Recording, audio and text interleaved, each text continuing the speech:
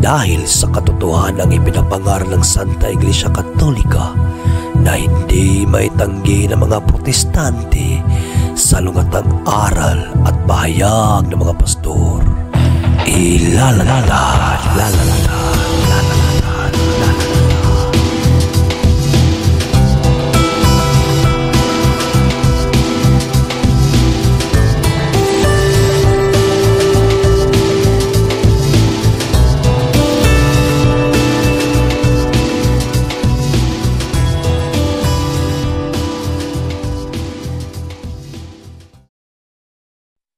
Bag sauce in hand.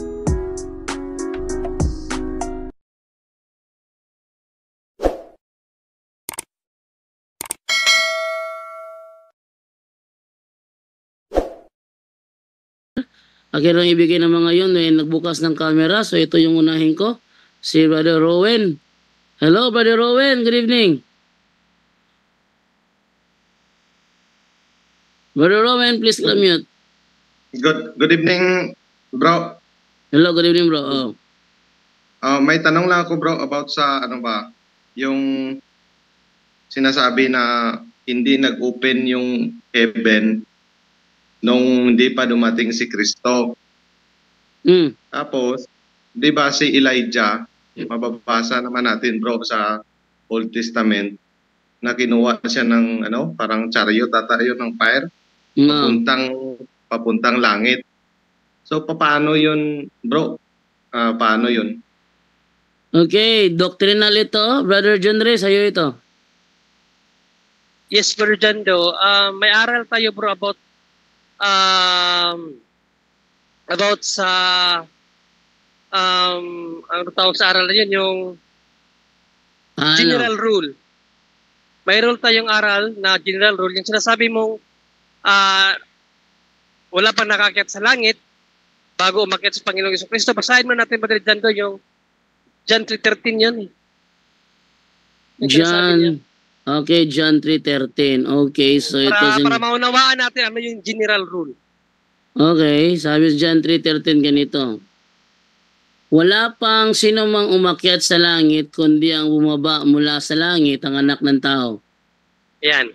So bakit sa account ng John 3:13 wala pang nakaakyat sa langit?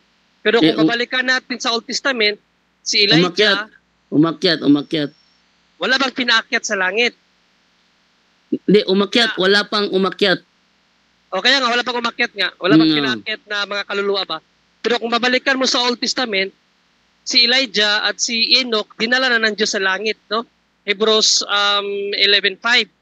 Andun na si Enoch rin sa langit. Kibasa nga Brother Jando sa ang salita ng Diyos. Ang salita ng Diyos, Hebreo 11:5. Okay, sabi ganito. Dahil sa pananampalataya, hindi namatay si Enoch, kundi dinala siya sa langit.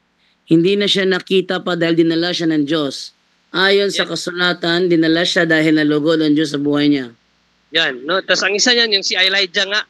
So dalawa na silang napunta sa langit, pero bakit sa account ni John, wala pang nakaakyat sa langit, no? Parang kontrahan ng Bible. So kung Muslim ang magtanong niyan, ang Bible niyo, pulpul, kontrahan. So may aral lang simbahan about general rule, bro, no? So yung John 3:13, yan ang in general rule. Ibig sabihin, generally, wala pa talagang nakaakyat sa langit before Christ ascended into heaven. General rule po yan. Wala pang kaluluwang umakyat sa langit before Christ ascended into heaven. But remember, in every general rule, there is always an exemption. Si Elijah and Enoch are the exemption of general rule. Nakuha mo, bro? Okay, bro. So daw, mahulog pala yan sila na parang exemption. Yes. Pero, parang ganun.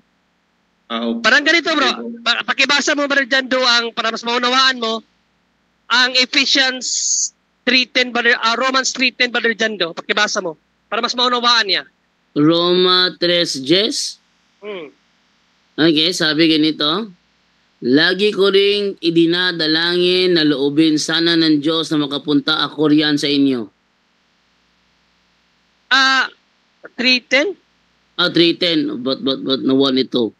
Okay. Gaya nga ng sinabi sa kasulatan, walang matuwid sa paningin ng Diyos, wala kahit isa.